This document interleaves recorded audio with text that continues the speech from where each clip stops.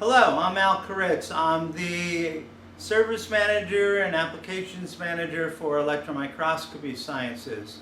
Today I'd like to give you an overview of the Q300TT sputtering tool.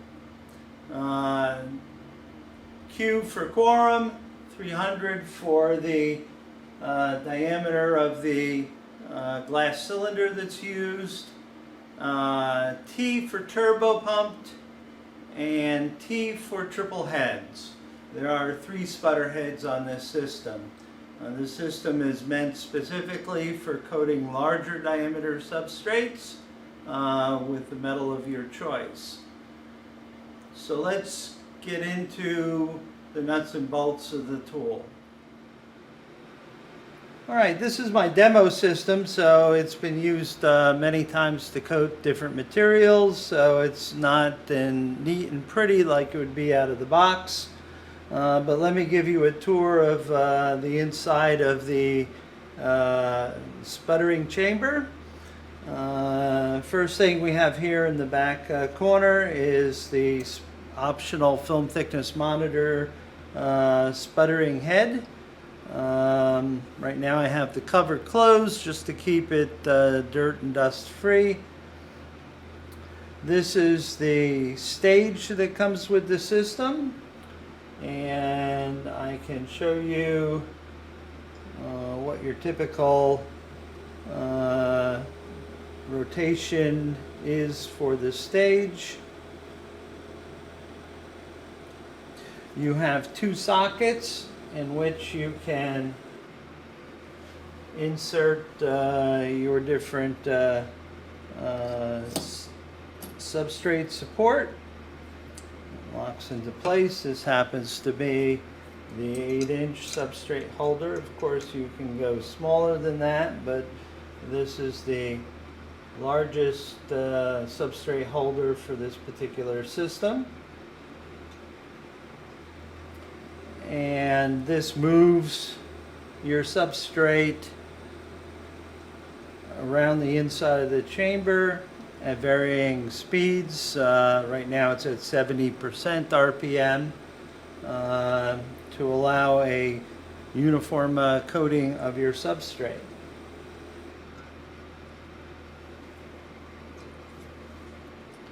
For smaller substrates, you can move it to the outer position. However, this is not compatible with this large substrate holder, but you have 2 possible sockets in which you can mount your sample.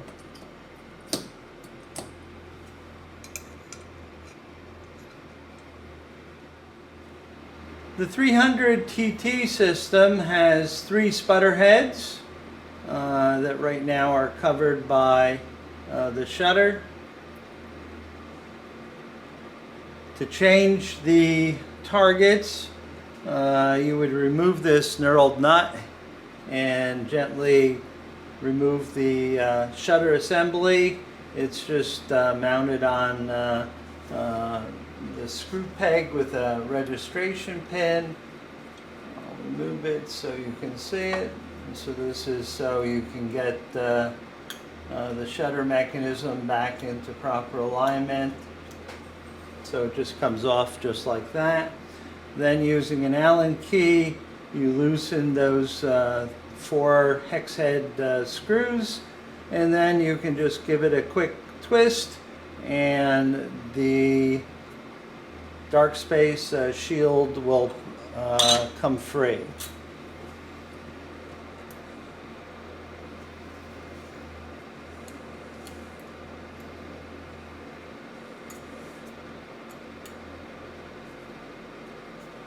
You can see that each target is labeled A, B, and C. This allows you to independently sputter if you so choose to have a different material and you don't want to change all 3. The system will allow you to select only target A, and this is for when you have a small substrate that you just want to coat. So once you get the dark space ring off, you make sure that it's free of a material, especially here on this inner rim. Sputtered material can accumulate here and flake off, shorting out the sputter head.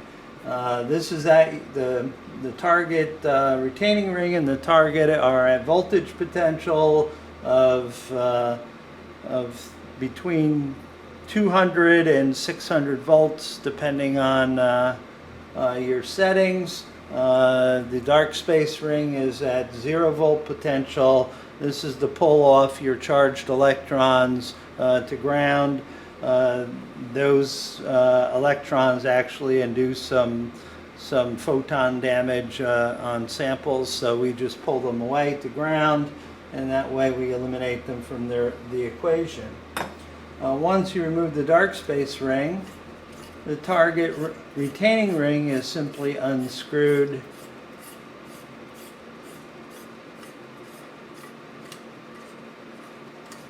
until the retaining ring and the target come off,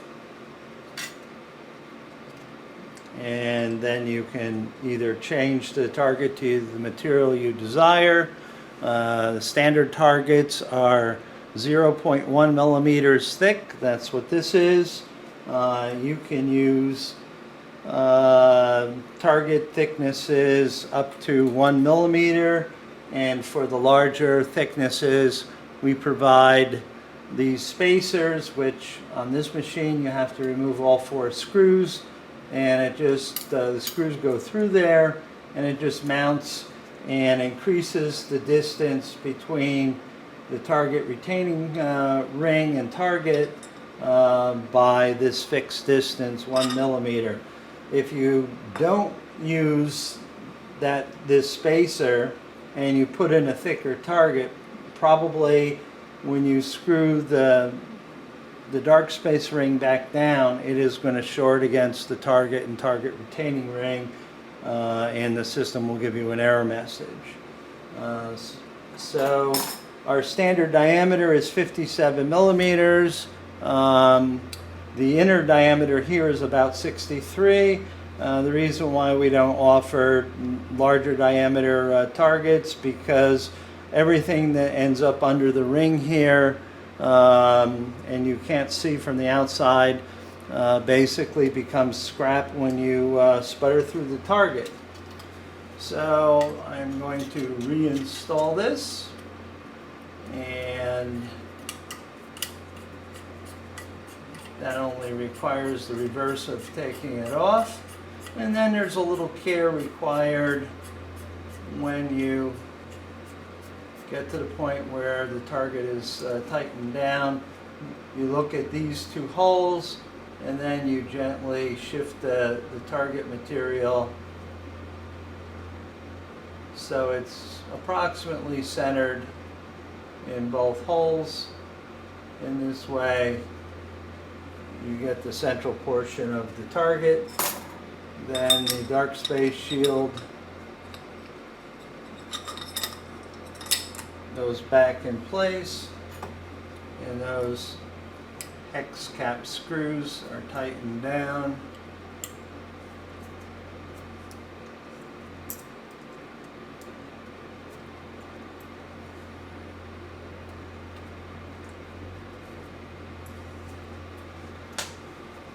And then your shutter is reinstalled.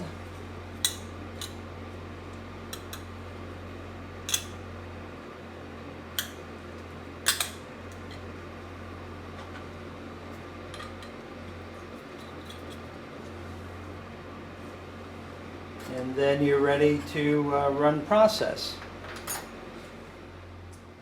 Once you've installed the targets and put the shutter back in place, you put your substrate holder in the chamber, you can put your glass cylinder back on, taking great care to make sure that the sealing surface is dirt and dust free, as well as the sealing surfaces on the lid and the bottom of the chamber.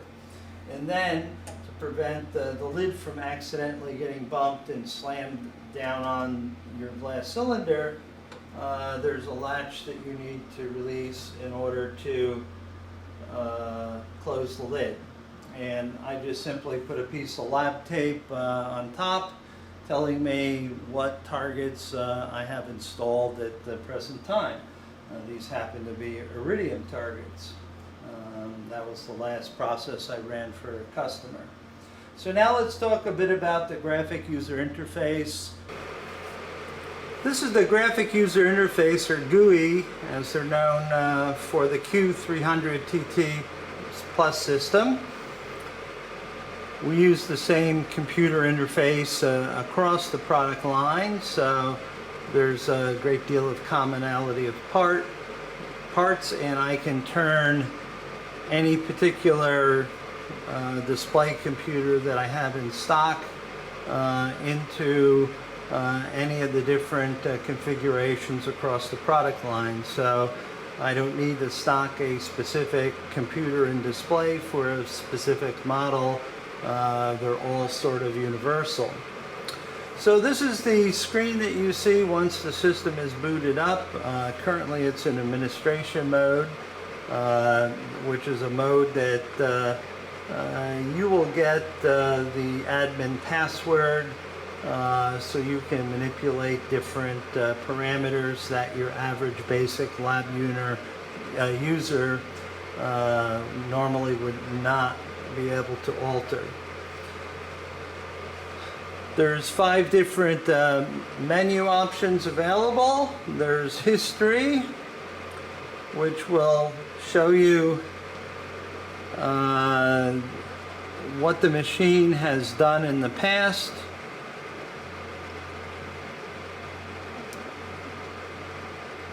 This screen really doesn't like gloves.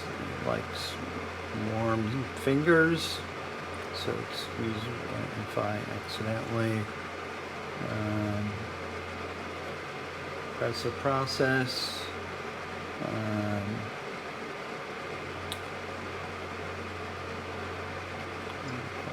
Show an actual process. There we go. So this is the detailed view. It will show you exactly what it did and at what time in the process, and how much material it deposited. Process view gives you an overview of the actual parameters that you put into the system.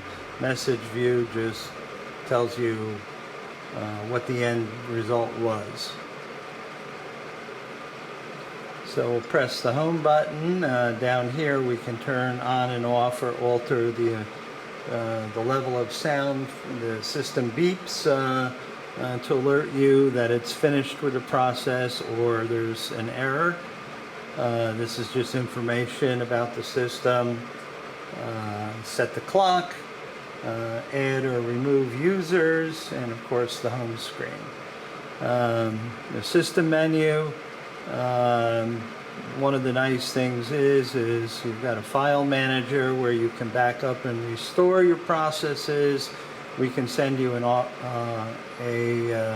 update which can be installed via thumb drive, and then there's file manager which allows you to attach a thumb drive and download stuff. You can change the date, users, about the system, about what level software is in there. You can clear the file logs.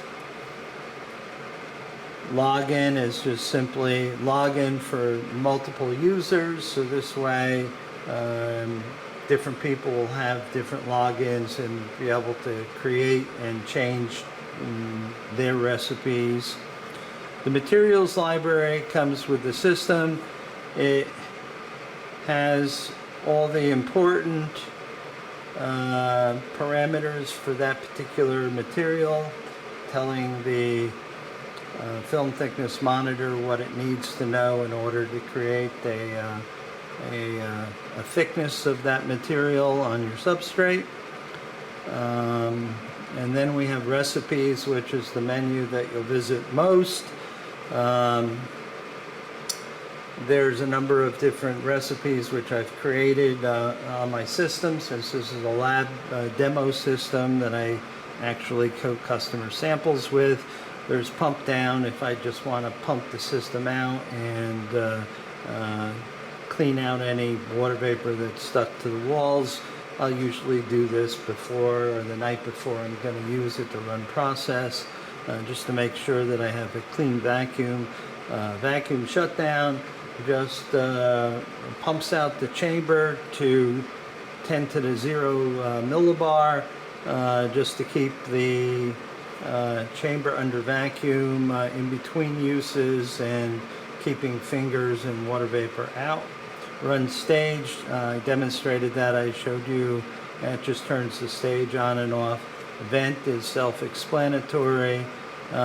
These are the different profiles where you can change those parameters.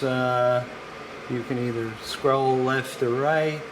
The red circle with the arrow means that I've changed the parameter from the original factory setting.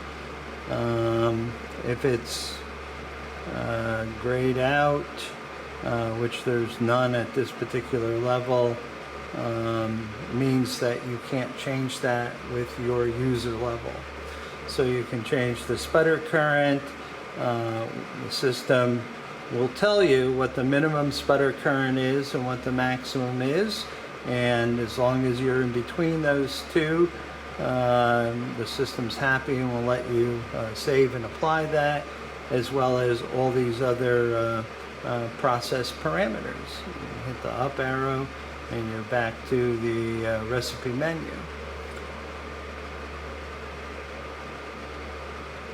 And that's pretty much it for the graphic user interface. If you want to make a new profile, you just hit this, and it allows you to choose a process type. And this is a timed multi-target. This is a film thickness monitor controlled multi-target menu. And then it walks you through the entire process. It's quite intuitive. And back to the home menu. Well, there you have it. That's your basic nuts and bolts on the Q300TT system that Electron Microscopy Sciences offers to those who are interested and their application fits the system. I will put my personal contact information here at EMS after the video ends, so you can contact me if you need additional information or you have any other questions. Thank you very much for your attention.